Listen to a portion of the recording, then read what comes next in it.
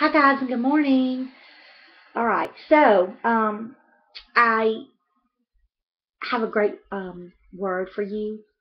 It's an understanding that I'm receiving from the Lord on a specific thing, and it's a good thing that I'm doing this because I believe that based on your email questions to me, I think this is going to help some of you.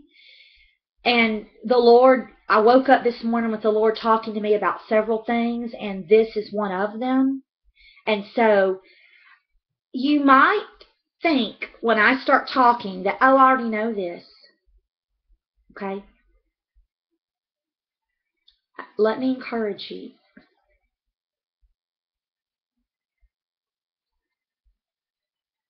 If the Lord is growing you, there will be new understanding and vision in something that you thought you already knew.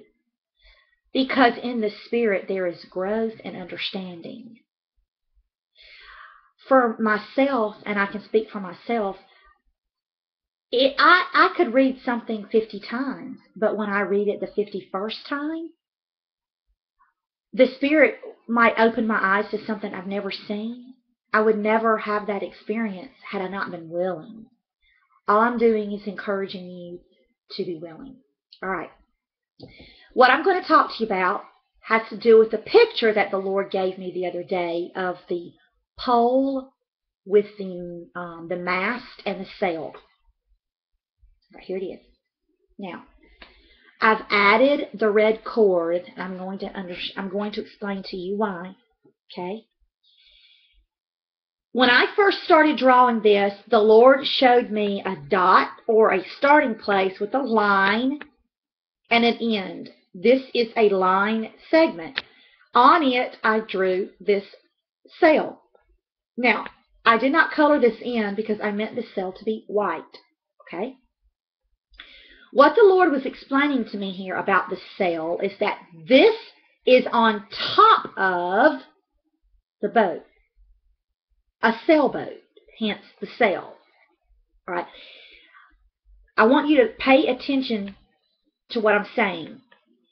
This is the top portion that is seen on top of a sailboat, hence the sail on the boat. Okay. This pole represents a line segment. The line segment, the Lord has been telling us, is fathom. Okay, if you've been watching my videos, you've seen this word before. It's the measurement from one place to another. If you stretch out your hands, that's called fathom. It's a measurement of your distance. The distance across the great divide. Fathom. Okay. Remember that Jesus stands in the middle, okay, of the great divide. His outstretched hands are what you go across, right? Your submission requires outstretched arms, okay? It's your fathom, it's your distance. No outstretched arms, no fathom, no distance. What is there to measure? Okay. You have a line segment or a measurement, a fathom.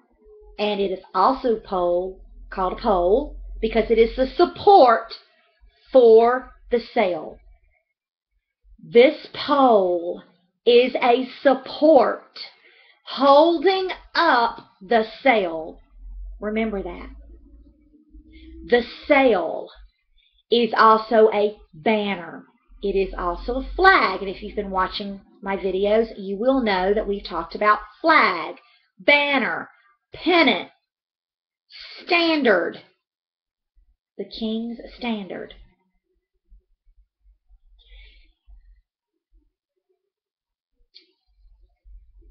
The sail being white, the pole. The top of the pole is called the mast head. The head is up here, right? The mast head, the top. This is where the sail is brought to, is the head. Okay? The topmost part of the support pole. Okay. Now, the reason that the sail is important on the sailboat is because the sail represents one's direction. Now, let me prove this. If you tell me, Lively, I'm going on a sailboat ride, I said, awesome, I'm getting out in the water and I'm going on the sailboat. Will you come with me? Okay?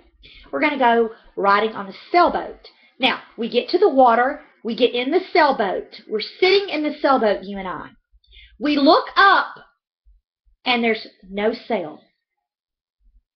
And you and I look at each other, and I say to you, because it's obvious that a sail is important, I say to you, where is the sail? You say, I don't know. But you're wanting to go for a ride. I'm thinking, okay, no sail. So the boat is free of the dock or the harbor and is in the water. And you and I began to wander in the direction of the water, having no sail. We look at each other. We are riding with the current of the water. And you and I notice that we're moving. And we say to one another, we are riding and moving, but we are headed the wrong way. Because the current is taking us downstream. And our sailboat ride is the opposite direction. You and I are sitting in the boat. What must we do? Okay, we are understanding that we are being carried by the current of the water in the opposite direction that we want to go, and we have no sail. Okay? We begin to realize we're in a mess. Okay? The sail is important to the sailboat for the purposes of direction. Now, why do I have the red cord?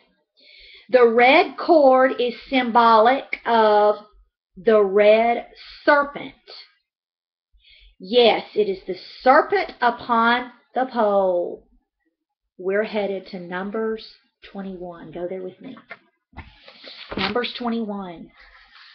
Okay, let's read.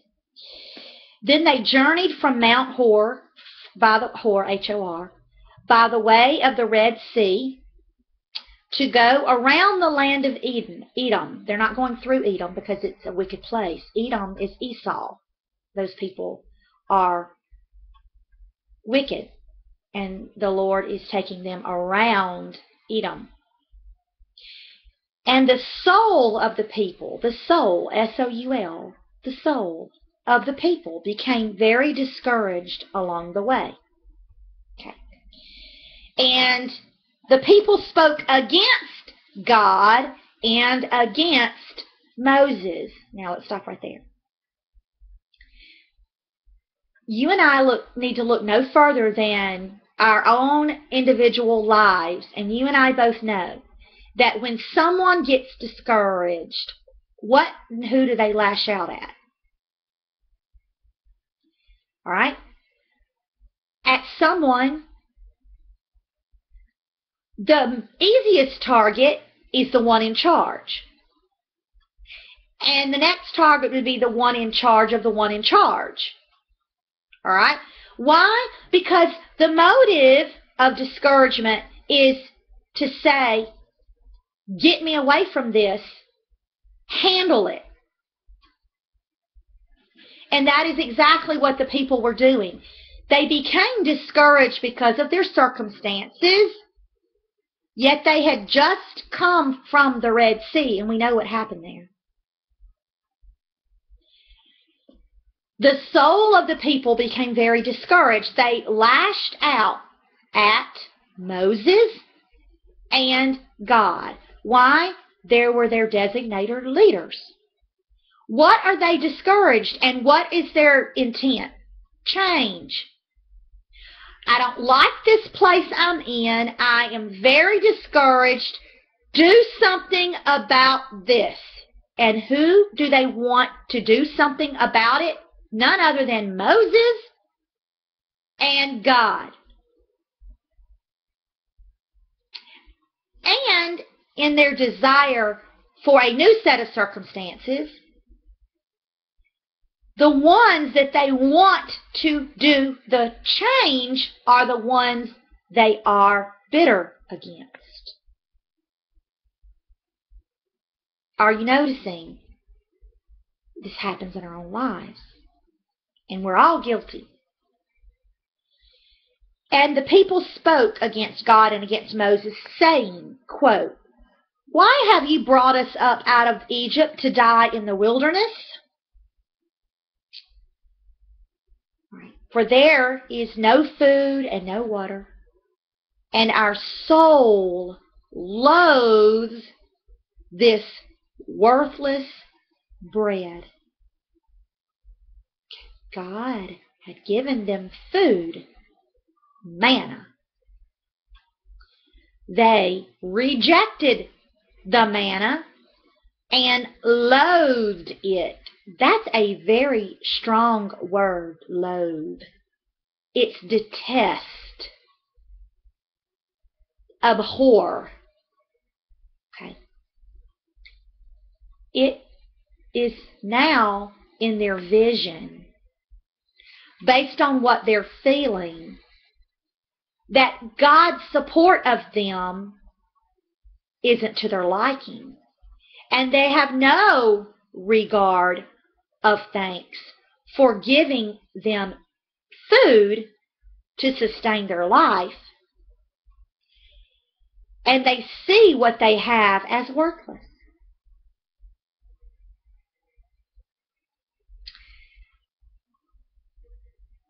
Forgetting the things of Egypt,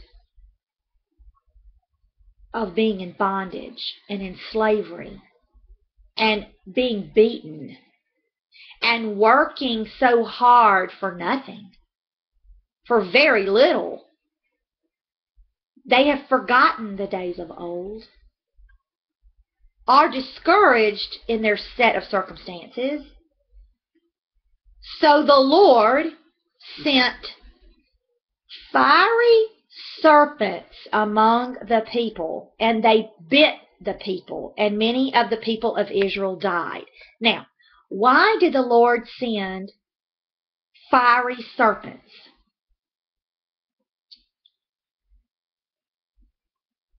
What came to Israel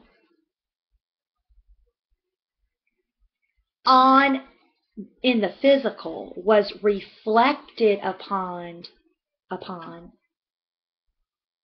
their spiritual.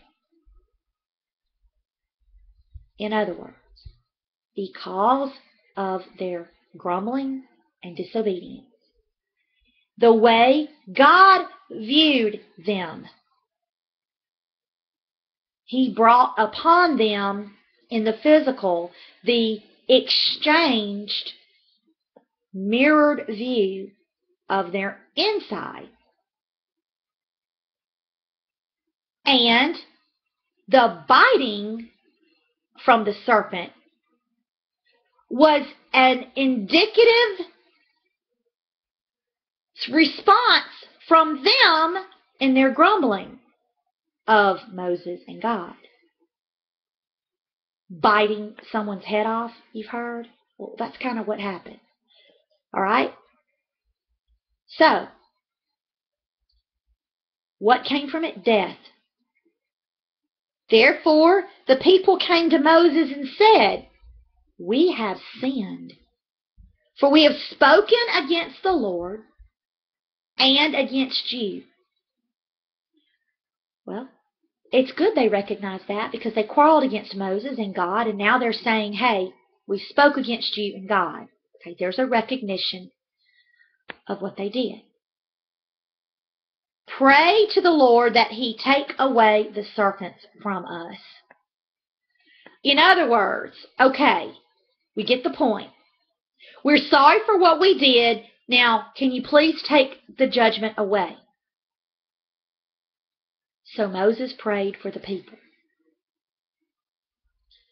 Right. Quick question. Why aren't the people praying for their deliverance? Why are they expecting Moses to pray for their deliverance?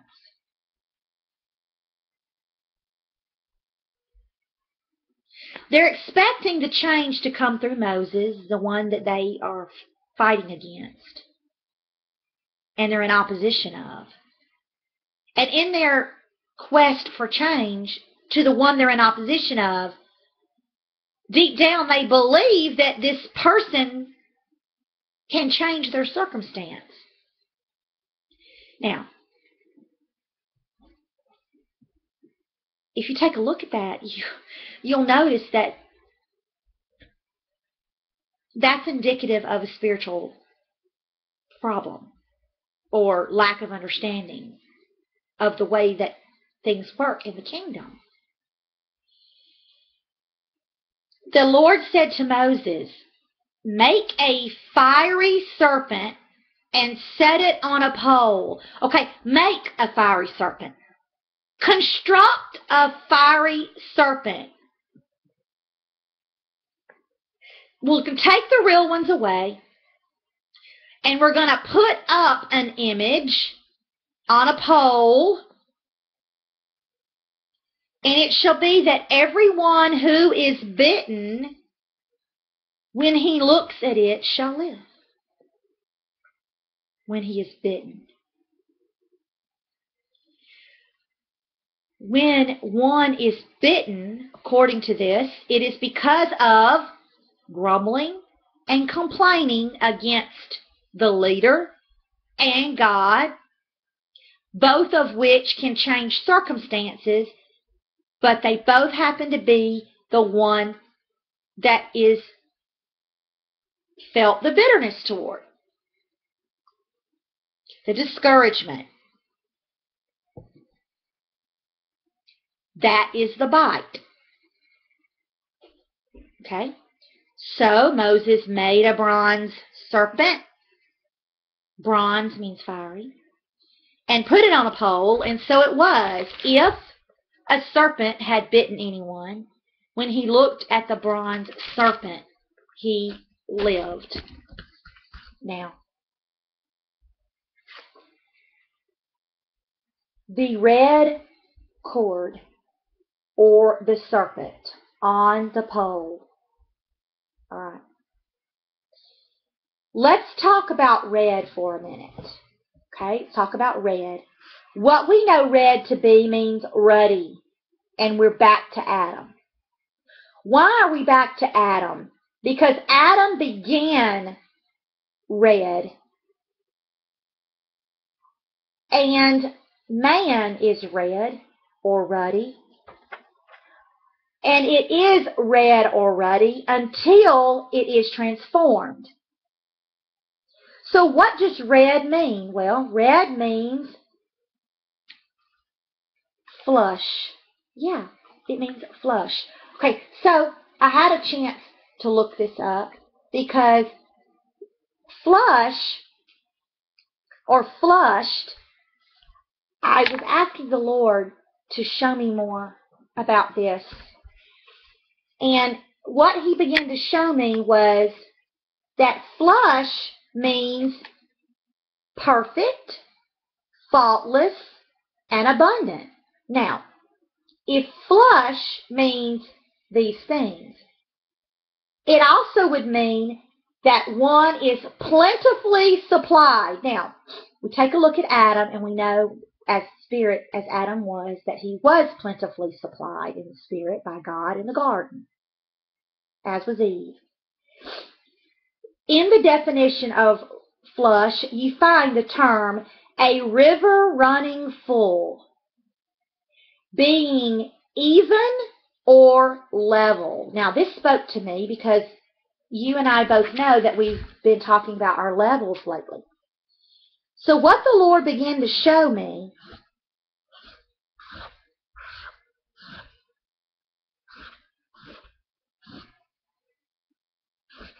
is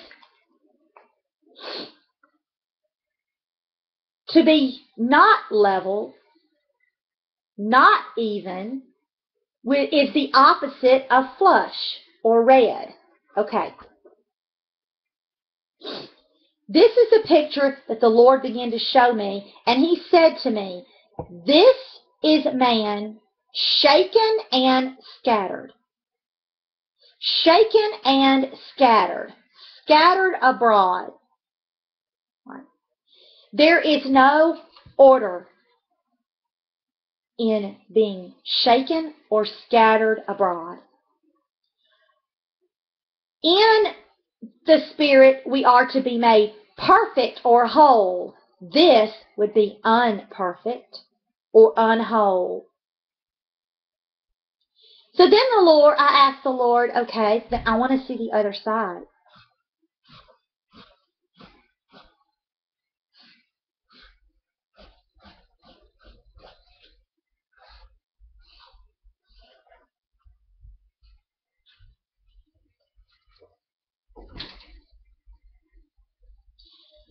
Now we have arranged, lined, in order, a sequence, steps, levels, grades, a ladder.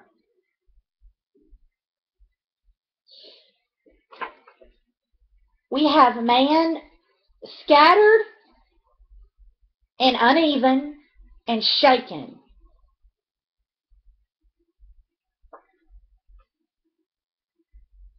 This is God putting things in order and arranging in sequence. Now, red or flush also means copper or brass or gold, because brass is brazen. You saw this word brazen when we were looking. All right, we're going to get to that word in just a minute.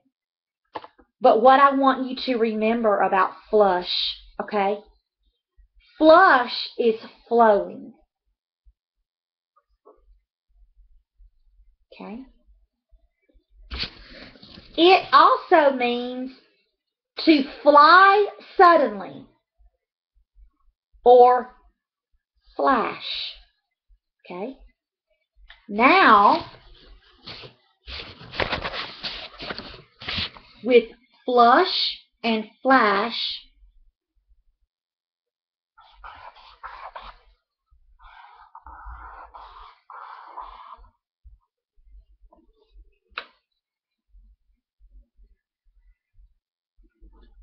we get flash from flush, red.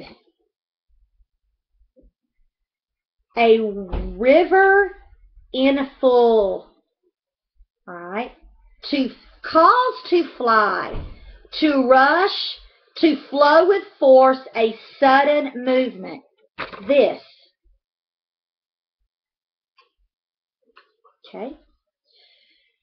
Flush, to cleanse a drain with rush of water, to cause sudden redness in the face. All right, guys, when God made Adam, God flushed into Adam life. Water through the veins in the form of blood. In comes the blood, in comes the rush into the face of Adam, and he became full of sudden redness, flushed. That's where we get our word blush. The flush of blood to the face and to the body. Okay.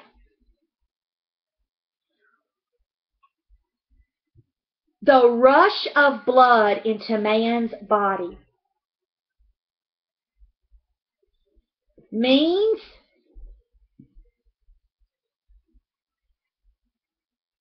to let loose an arrow. To let loose an arrow.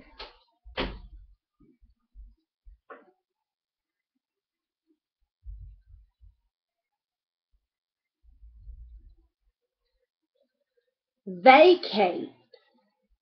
Empty out. To make void. Now,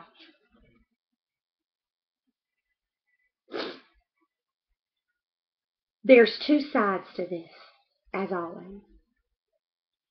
The Lord's intention with Adam, when he flushed Adam, to cleanse him out and to put in him the breath of life. The breath of life is the blood. Breath is not,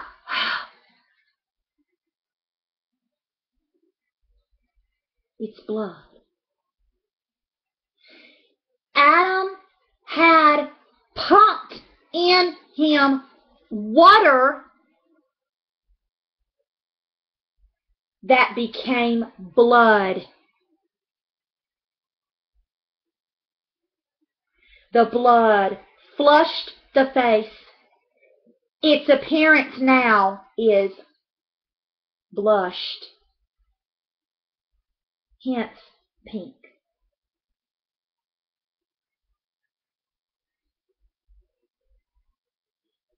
Why? To make void or vacate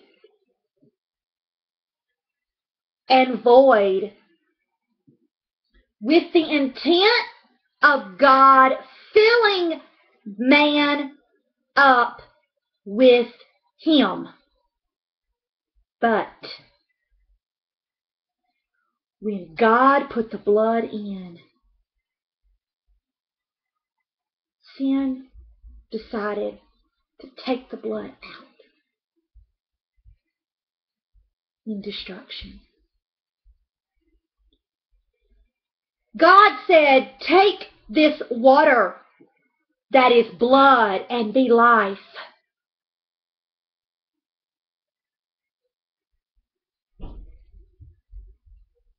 The struggle, the battle of self did not want the blood of life. Said, take it out.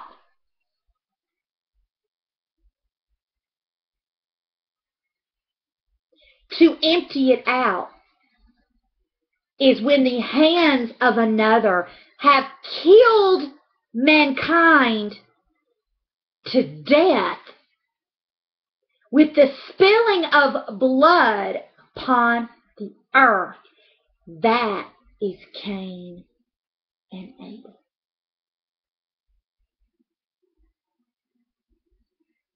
The picture of Cain is the battlefield of the mind.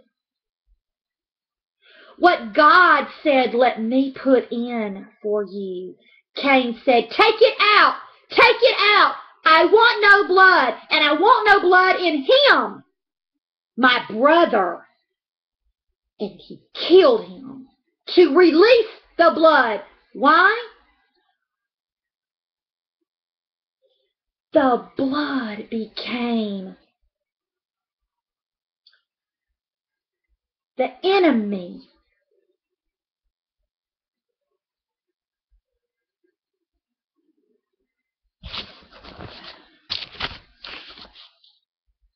To shame man was what sin did. The word is busk. I'd never heard this word before, busk. It means to set sail. To set sail. To set sail the boat. Busk. It's a nautical term. It means to beat, to windward, prowl, or filch. To move the boat, to set sail, busk.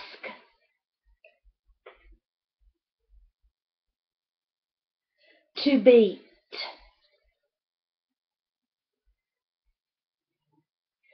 To press upon one's heartbeat.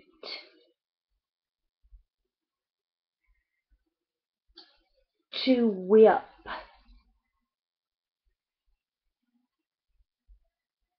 When our Savior was beaten, blood came from his body. Those that took the aim at him, what was their intent? To beat out the blood that saves, that lives.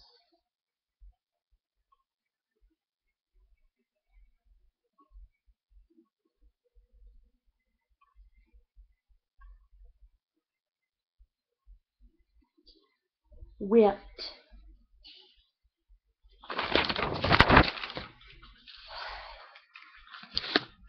If you're wondering what filch and prowl mean, because I had not heard this word filch. To steal or snatch.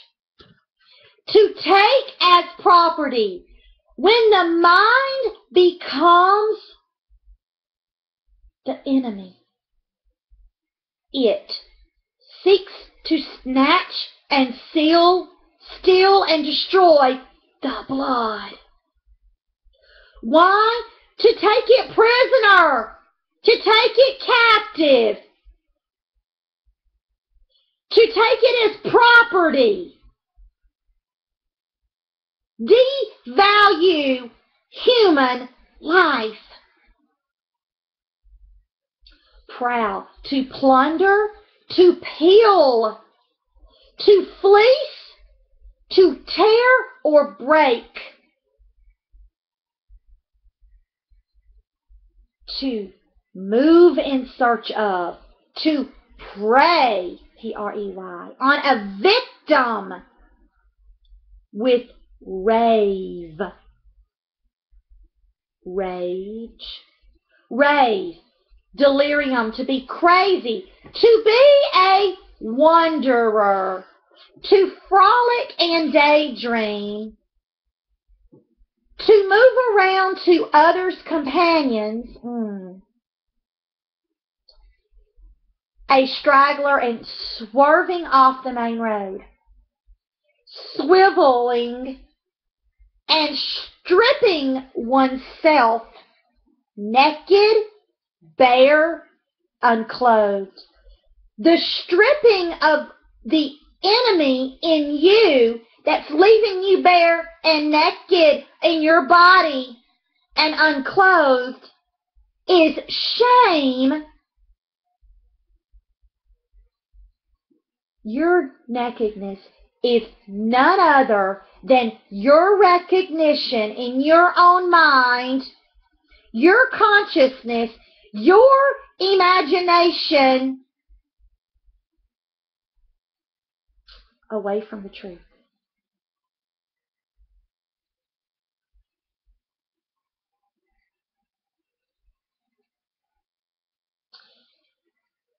When you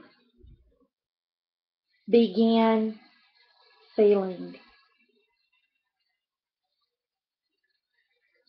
and your feeling becomes you, and the words that come from your mouth are a result of your feeling, what evil in you does is accept no responsibility for your own feeling, but deflect it off on someone else. The Israelites said, we're discouraged. Look at our circumstances. And what did they do? They threw it on Moses and God. What and why? To fix it. Fix this. You do it. I am unhappy. Here, you fix this. That's what they did. To bite, prowl, and prey at someone else, to take the blood away. It's murder.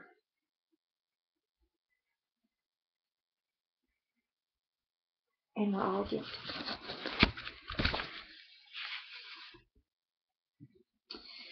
The brazen red cord, or the snake,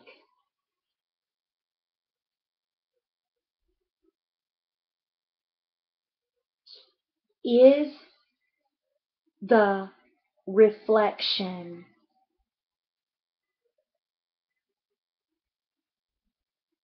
when you look at truth, when you view it with your eye, one of two things will happen. If you look upon it with your eyes, you will live. Do not look upon it. Do not live. Why did God have them look upon the pole?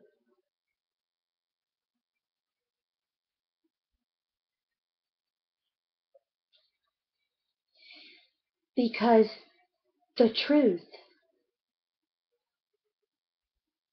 convicts you of your guilt.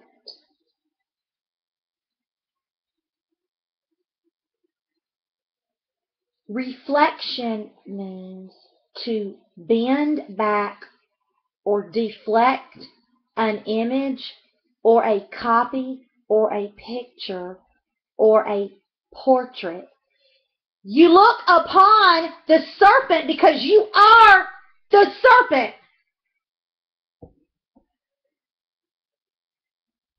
And if you accept what you're seeing, the reflection of the truth upon you, do you know what it brings? Change.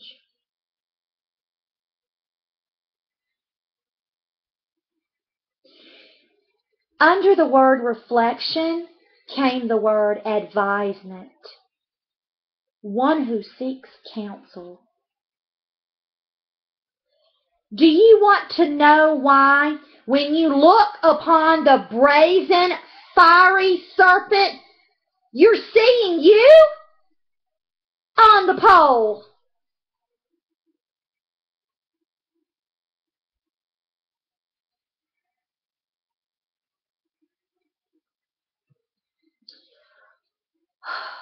Brazen, brass, and bronze, they're all part of the same words. It means the brow. Putting forth the forehead, it's called effrontery. Bringing yourself to the front, the trajectory or the façade, to bring the cover out. Why to live? Braze is to brass, as glaze is to glass. Think about that. When you look upon the serpent, when you look upon it with your eyes in focus, and you begin to see the reflection of the truth, you will either accept or deny that truth. The change upon one who has looked and lives is the one who is observing is examining and inspecting, and in turn, the Lord is counseling you, observing you, examining you, inspecting you. You see, what you do becomes a reflection of who you are.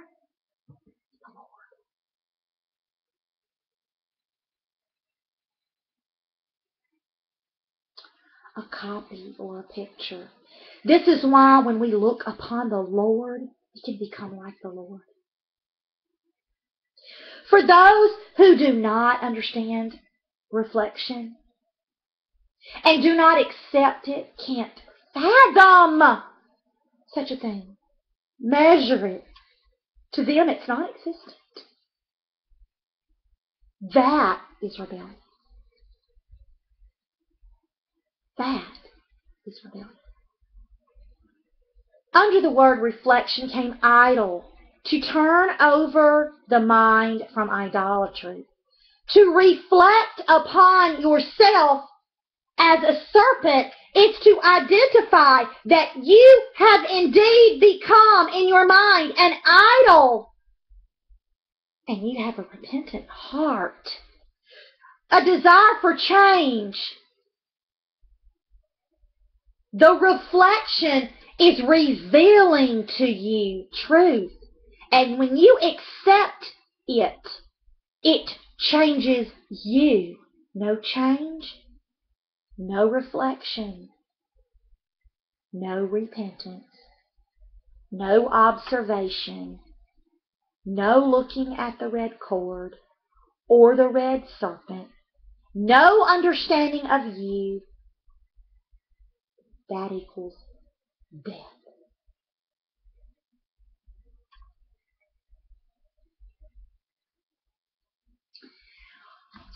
Well, there's more here about this I'm going to talk about in the next video. I'll talk to you guys soon.